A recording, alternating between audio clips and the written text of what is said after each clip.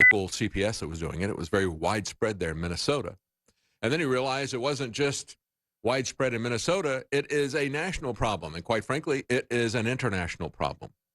And so we're talking to Dwight Mitchell at the bottom of the hour. I want to talk a little bit about what's going on in Saudi Arabia. There's been a sea change here in terms of the attitude towards our head-chopping allies. You know, it's always been the attitude here in America, especially with the neocons. Well, they're head choppers, but there are head choppers. And we don't care if they've started a civil war in Yemen. We don't care if they're funding terrorists, and, working with ISIS, working with Islamic jihadis. We don't care if they brutalize women. We don't care if they persecute other religions. There are head choppers, even though they publicly execute more people than ISIS has. But, of course, they also support ISIS. And our neocon establishment, Republican and Democrat, has always supported them. That has now changed. Why? Because of the death of one journalist. And it just underscores what Joseph Stalin said. 1 million people dying is a statistic. One person dying is a tragedy. And this particular death of this journalist, again, a journalist, well, you know, I guess if it's one person dying, it's a tragedy. If it is a journalist that dies, it's a big news story. Not always. There have been some high-profile murders of other journalists, one lady in particular who was investigating corruption in the European Union, a Bulgarian journalist who was severely raped and beaten, and you haven't heard much about that. So there's something involved here other than just the high-profile murder of an individual.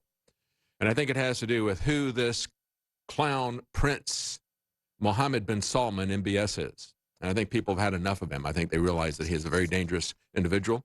He has made enemies inside Saudi Arabia, outside Saudi Arabia, and I think that has a lot to do with what's going on with this. But this is a journalist, Jamal Khashoggi. He is a Washington Post reporter working for them. He is a Saudi, and he was living in Turkey. He went to the embassy to get paperwork for a marriage and a divorce that he wanted to go through, a divorce and a subsequent marriage.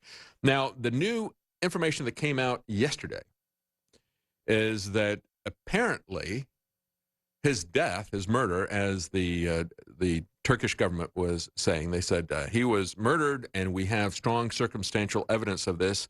As early as Tuesday, we had Republican Senator Tom Cotton saying that he was convinced, based on what he had seen, that he had been murdered inside the Saudi embassy in Istanbul, Turkey. And now we have heard that actually his Apple Watch recorded his own murder.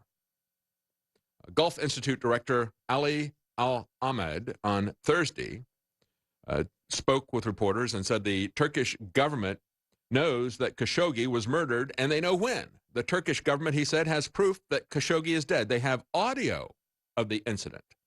It was recorded from his Apple Watch that he was wearing, according to his iPhone. And so he left his iPhone in the car, parked. He was just going to go in and get some paperwork at the embassy. Left his iPhone in the car along with his fiancée, but he had his Apple Watch still on. Now, the Apple Watch has a range of about 100 meters, about 100 yards, under ideal circumstances. And so evidently, they're saying that this was recorded. The Washington Post journalist appears to have had the presence of mind to activate it. The Apple Watch gave the specific time and location of the murder. They also know where the body parts were taken. The voice recording from inside the embassy lays out what happened to Jamal after he entered, said one person.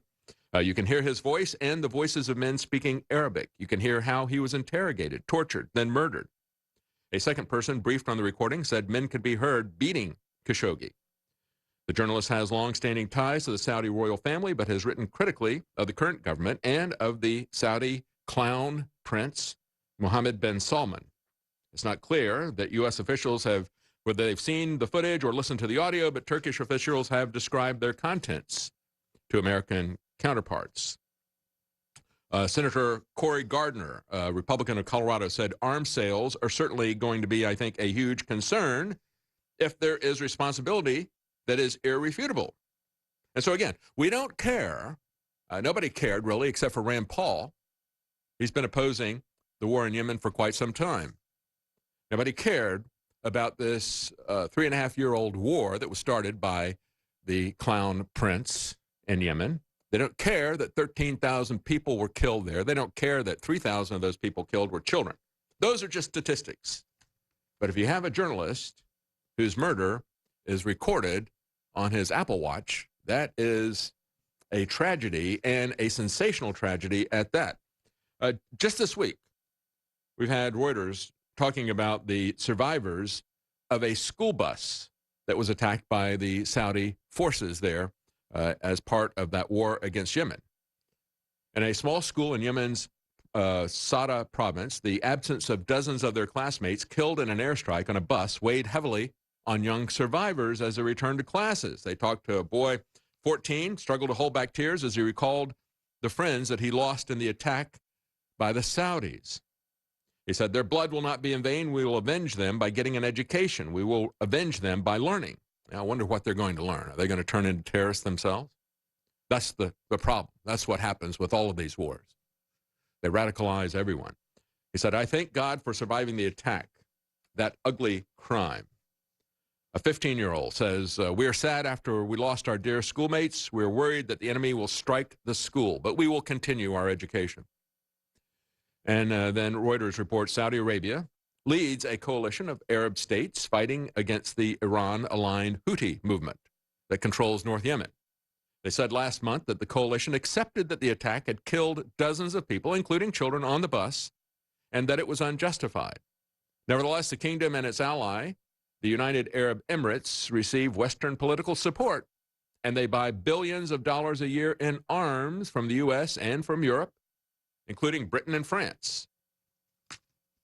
On Tuesday, Bob Corker said, and he is chair of the Senate Foreign Relations Committee, he said on Tuesday, everything points to the idea that Saudi journalist and legal U.S. resident Jamal Khashoggi was murdered last week inside the Saudi consulate in Istanbul.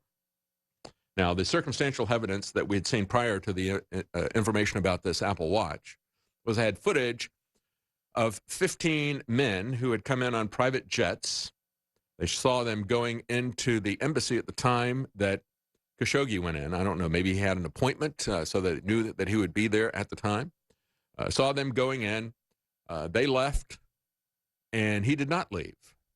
And then they left on jets. They had two jets. The Turks tried to get there. They stopped one of the jets from leaving, but they didn't stop the other jet from leaving. And then they went back and they identified, based on the surveillance footage, the Turkish government identified these 15 men. They said they were all Saudi intelligence agents. As a matter of fact, one of the men that was seen leaving was identified as a guy who was an expert in forensic medicine. And what they are saying is that they believe that he was dismembered inside the Saudi embassy, cut up with a bone saw, just like Pulp Fiction. Again, sensational murder. Gets people very excited about this. But I think there is more to it than just this single murder. I think that MBS has, he captured all those Saudi royal family people, all these billionaires. One guy has had 60% of his wealth confiscated. They took them to the Ritz, because that's where you take Saudi billionaires to torture them. I talked about this months ago, about putting on the Ritz. In fact, the young Frankenstein, putting on the Ritz. All right, we'll be right back. Stay with us. There are a lot of people out there on television and radio and on the internet and print telling you that they've got the answers. They know how the world really works. The funny thing is, nobody tries to shut them down. Nobody tries to keep them quiet, because they're like a bunch of